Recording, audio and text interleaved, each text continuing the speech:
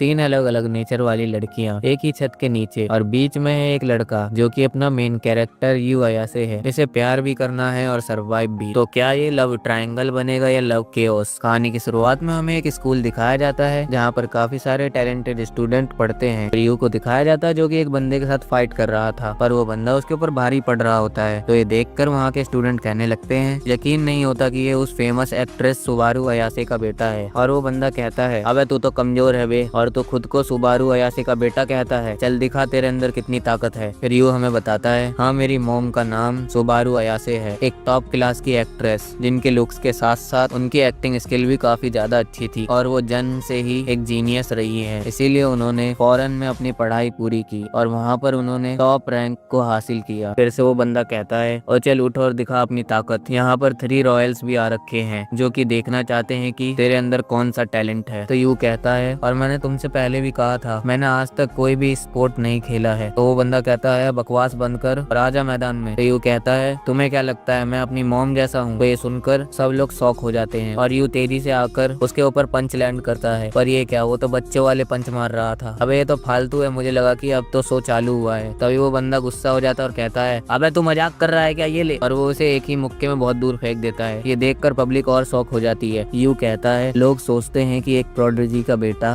Prodigy ही होता है, मेरे साथ हमेशा ऐसा ही होता है, हर बार वही पुरानी कहानी। लेकिन अब मैं 17 साल का हो गया हूँ और इन सारी बातों का मुझ पर कोई असर नहीं होता। फिर वो उस बंदे से कहता है तुमने वो कहावत तो सुनी ही होगी, तुम जितने ज्यादा मामूली हो तुम उतने ही ज्यादा टैलेंट के पीछे पागल हो। तो उसकी शक्ल को देखकर वो बंदा कहता है एक टॉप एक्ट्रेस की नजर, अगर कुछ नहीं तो उसके पास कम से कम लुक्स तो हैं। पर वो बंदा होश में आता और कहता है अबे तुझे मुझे सिखाने का कोई हक नहीं है, जल्दी कर हमें 3 रॉयल्स देख रहे हैं। और यू कहता है नहीं अब मुझे और नहीं लड़ना, ठीक है अब मैं यहाँ से जाता हूँ। और वो वहाँ से जाने लगता है। पर तभी एक बंदा आकर उस बंदे से कहता है सर अगर आपने उसे ऐसे ही जाने दिया तो आप 3 रॉयल्स को क्या जवाब देंगे? तो ये सुनकर वो घबरा जाता है और उसे रोककर उससे कहता है तुम ऐसे नहीं जा सकते, और उसे मारने ही वाला होता है। तभी वहाँ पर एक लड़की आकर उसे बहुत जोरदार किक मारती है और कहती है तुम्हें ऐसे किसी को परेशान नहीं करना चाहिए, इससे तुम मार्शल आर्ट्स की बेइज्जती कर रहे हो। और उसके बाद उसकी दोनों बहनें भी आ जाती हैं जिन्हें देखकर सारी पब्लिक शॉक हो जाती है। और फिर हमें उनके बारे में बताया जाता है मिकादोनो फैमिली, जिसकी सबसे छोटी बेटी का नाम है मीवा मिकादोनो, सोगी की सबसे अच्छी प्लेयर, और उससे बड़ी बहन का नाम है निको मिकादोनो, एक एथलीट जो कि मार्शल आर्ट्स चैंपियन है और स्कूल के इस क्लब की कैप्टन। और सबसे बड़ी बहन का नाम है काजुकी मिकादोनो जो कि एक एक्ट्रेस है, और इन्हें ही कहा जाता है 3 रॉयल्स। और ये कहा जा सकता है कि इन तीनों की वजह से ही ये स्कूल इतना ज्यादा पॉपुलर है। काजुकी यू से कहती है अच्छा तो तुम हो नए लड़के, एक मामूली इंसान जिसके अंदर 0 टैलेंट है, मुझे लगा तुम एक एक्ट्रेस के बेटे हो तो तुम्हारे अंदर थोड़ा सा तो टैलेंट होगा, पर अफसोस की बात है तुमने हमें डिसअपॉइंट किया है, तुम्हारे लिए इस स्कूल में कोई जगह नहीं है क्योंकि यहाँ पर निकम्मे लोग वेलकम नहीं है। तो यू कहता है कोई बात नहीं, मैंने पहले ही डिसाइड कर लिया है कि मुझे कौन से क्लब में ज्वाइन होना है। पर उस क्लब का नाम सुनकर वो तीनों कहते हैं क्या इस स्कूल में कोई ऐसा क्लब भी है? यू कहता है तुम्हें ये याद भी नहीं। उसके बाद वो वहाँ से जाने लगता है, पर तभी उसे निको रोक कर कहती है तुम्हें ये डोजो साफ करना होगा। यू कहता है पर मैंने तो डोजो ज्वाइन भी नहीं किया, तुम ही वो लोग हो जो मुझे यहाँ पर जबरदस्ती लेकर आए हो। निको कहती है इस जगह का रूल है, जो हारेगा वही इसे साफ करेगा। तो ये सुनकर यू का दिमाग खराब हो जाता है। फिर वो लोग वहाँ से चले जाते हैं और शाम के वक्त जब वो लोग ट्रेनिंग के लिए आते हैं वो डोजो को बिल्कुल चमकता हुआ देखते हैं। फिर हमें यू को दिखाया जाता है जो कि घर जाते हुए कहता है